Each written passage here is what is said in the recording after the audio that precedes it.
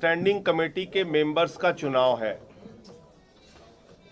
चुनाव से पहले वो भारतीय जनता पार्टी जिसको दिल्ली की जनता ने बुरी तरह पराजित कर दिया, वो भारतीय जनता पार्टी जिसके खिलाफ दिल्ली की जनता ने जनादेश दिया, 15 साल के उनके कुशासन को खारिज किया, हराया, वो भारतीय जनता पार्टी खूनी खेल एमसीडी के सदन में कर रही है। और ये मैं क्यों कह रहा हूं? ये हमारे 2 बार के चुने हुए पार्षद हैं, नेता विरोधी दल थे पिछली बार, प्रवीण कुमार जी, ये चुनकर आए हुए हैं, आम आदमी पार्टी के टिकट पे चुन के आए हुए हैं, और इनके ऊपर जानलेवा हमला सदन के अंदर किया गया, जहां बीजेपी के 7 सांसद मौजूद हैं, सारे पार्षद मौजूद हैं। इनके ऊपर इस तरीके से इनको लहूलुहान कर दिया गया, इनका खून बहाया गया, इनके कपड़े फाड़ दिए गए। क्या मांग थी इनकी?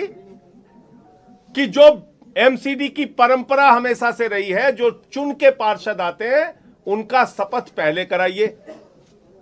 लेकिन जो चुनाव में हारी हुई बीजेपी है, उसके मन में काला चोर बसा हुआ है। वो नॉमिनेटेड मेंबर्स को, जिनको 1 वोट भी जनता ने नहीं दिया, उसको मेयर के चुनाव में, डिप्टी मेयर के चुनाव में, स्टैंडिंग कमेटी के मेंबर के चुनाव में वोटिंग राइट देना चाहते हैं, यानी कि मत देने का अधिकार देना चाहते हैं। इस मंशा के कारण, इस साजिश के कारण उन्होंने पहले नॉमिनेटेड मेंबर्स की शपथ शुरू करा दी, जो कि कभी आज तक एमसीडी के इतिहास में नहीं हुआ। एमसीडी के नॉमिनेटेड मेंबर्स को ना तो मेयर में वोटिंग राइट है, ना डिप्टी मेयर में वोटिंग राइट है, ना स्टैंडिंग कमेटी के चुनाव में वोटिंग राइट है। ये अपने शपथ लेने की मांग कर रहे हैं, ये इनका गुनाह है? इनको, इनकी जान ले लोगे आप? क्योंकि ये चाहते हैं कि हमें शपथ करा दो, हम चुन के आए 2-2 बार से, इसलिए इनकी जान ले लेंगे आप? तो मैं चाहूंगा पहले प्रवीण कुमार जी पूरी, और इस पूरे गंदे खेल में कांग्रेस का हाथ बीजेपी के साथ, यहां जितने 9 के 9 पार्षद चुन के आए हैं कांग्रेस पार्टी के, वो सब भारतीय जनता पार्टी की मदद में लग गए हैं वॉकआउट करके। और इसका प्रमाण यह है कि जो इनकी नेता सदन है नाजिया, उसको हज कमेटी का चेयर बनाने का प्रस्ताव बीजेपी के कहने पे एलजी ने पास कर दिया आज ही। उसकी फाइल चल गई। 50-50 लाख रुपए में एक पार्षदों की डील हुई है, 4.5 करोड़ रुपए में डील हुई है। इन सारे सवालों का जवाब देना चाहिए, सामने आके देना चाहिए। और ये जो खूनी खेल हो रहा है, अगर देश के गृह मंत्री इस खूनी खेल को देख रहे हैं, दिल्ली की कानून व्यवस्था उनके अधीन है, एमसीडी का सदन सुरक्षित नहीं है, यहां पार्षदों पे जानलेवा हमला किया जा रहा है, आपको सामने आना चाहिए और स्पष्ट करना चाहिए कि अगर जनता ने आपको हरा दिया तो क्या गुंडागर्दी के दम पे, तानाशाही के दम पे, लोकतंत्र का गला दबा के आप मेयर बनाना चाहते हो, डिप्टी मेयर बनाना चाहते हो, स्टैंडिंग कमेटी के मेंबर बनाना चाहते हो? तो इसलिए मैं चाहूंगा प्रवीण जी अपनी बात आपके सामने रखेंगे, फिर सौरभ भाई। आज हम सब लोग जितने भी आम आदमी पार्टी के पार्षद जब सदन के अंदर पहुंचे शपथ लेने के लिए, तो उससे पहले ही बीजेपी की गुंडागर्दी और उनकी प्लानिंग थी कि ज़बरदस्ती गैर कानूनी तरीके से अल्डरमैन जो उन्होंने गुंडे बना के भेजे हैं यहाँ पर, उनको शपथ दिलाने का काम वो कर रहे थे। उसके ऊपर हम लोगों ने, मैंने खुद वहाँ पर ऑब्जेक्शन किया कि हम लोग चुने हुए पार्षद, और आज तक कभी भी कॉरपोरेशन के इतिहास में ऐसा नहीं हुआ कि चुने हुए को बाद में शपथ दिलाई जाती है। हमेशा जो भी अल्डरमैन बनते हैं उनको बाद में शपथ दिलाई जाती है। मैं दूसरी बार सदन के अंदर चुन के आया हूँ, तो उन्होंने इस बात का जब मैंने विरोध किया, तो जितने भी अल्डरमैन जो थे वो सारे के सारे, और जो इलेक्टेड पार्षद थे और जो वहाँ पर सांसद थे बीजेपी के, सब लोगों ने मुझ पर हमला किया। जिससे शपथ लेते हैं, जिस मोमेंटो से, वो मेरे ऊपर उन्होंने मारने की कोशिश की और मारे उन्होंने। मैंने हाथ लगाया, मेरे सर पे भी लग सकती थी चोट। उसके बाद उन्होंने मेरा गला दबाया और मेरे सारे कपड़े फाड़ दिए। कम से कम भी 25 से 30 पार्षद और सांसद मिलके मुझे अकेले को जिस तरीके से उन्होंने हाथापाई की है, वो बहुत गलत है। इस तरीके से नहीं करने चाहिए। मैंने बोला भी सांसद साहब को कि ये पार्षद है, आप लोग उनको समझाओ कि इस तरीके से नहीं होना चाहिए सदन के अंदर। फिर भी सांसद जितने भी थे उनकी रेस्पॉन्सिबिलिटी बनती थी कि उनको मना करना चाहिए था, बट उनके साथ मिलके वो सब लोग मेरे साथ हाथापाई कर रहे थे वहाँ पर, और बहुत ज़्यादा चोट लग सकती थी। बहुत ज़्यादा चोट लगी भी है, बहुत ज़्यादा ब्लड आ रहा है, सारे कपड़े फाड़ दिए। ये बीजेपी की गुंडागर्दी है। सौरभ भाई अपनी बात रखेंगे अब। सौरभ भाई आ जाओ।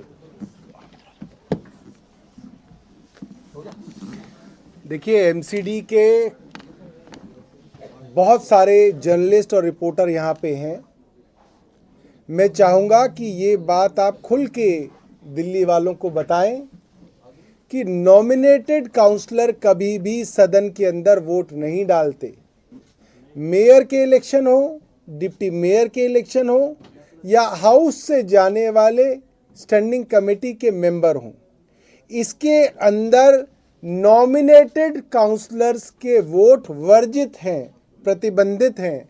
ये नहीं हो सकता। अब बेईमानी करके भारतीय जनता पार्टी एमसीडी पे कब्जा करना चाहती है। हम ये बेईमानी नहीं होने देंगे। एक महोदय मुझसे पूछ रहे थे, कह रहे थे कि अगर वो कर भी रहे हैं तो क्या आप डर गए? मैंने कहा भाई ये तो बड़ी अजीब बात है। इंडिया पाकिस्तान का मैच है, 11 खिलाड़ी पाकिस्तान के आउट हो गए, वो 11 और ले आए। कह रहे नहीं हमारे तो 22 आएंगे।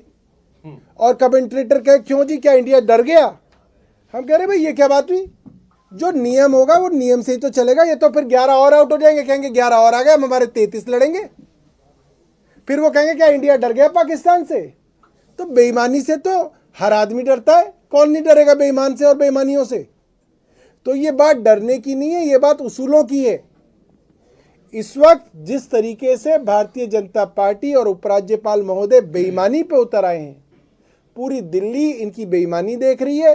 और जो गुंडागर्दी की है, जो जानलेवा हमला हमारे भाई प्रवीण पे किया है, ये गुंडागर्दी नहीं चलने देंगे। हम कांग्रेस नहीं है, ये आम आदमी पार्टी है।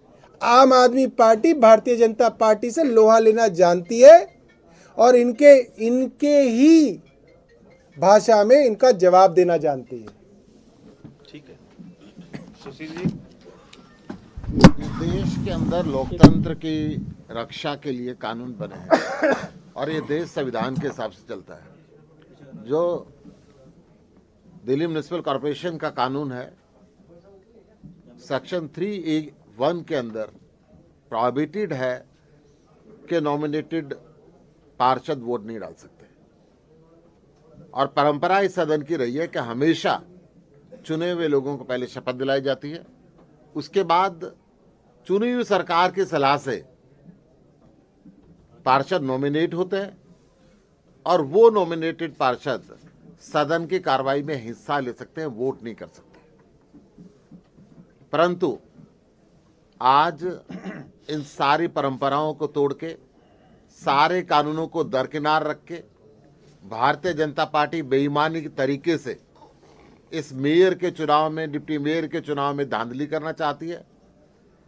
चुने हुए पार्षद जो दिल्ली की जनता ने चुन के भेजे, उनकी अहमियत को कम करके पहले नॉमिनेटेड लोगों को ये शपथ दिलाना चाहते हैं, फिर उनसे वोट कराना चाहते हैं, जिसका विरोध सदन के अंदर जब किया गया तो जानलेवा हमला किया गया, खून निकाल दिया गया, कपड़े पाड़ दिए गए, दबोचा गया और गुंडागर्दी का माहौल सदन में हुआ है। इसकी हम निंदा करते हैं और दिल्ली की जनता ये सब चीजें देख रही है कि किस तरीके से भारतीय जनता पार्टी बेईमानी पे उतर आई।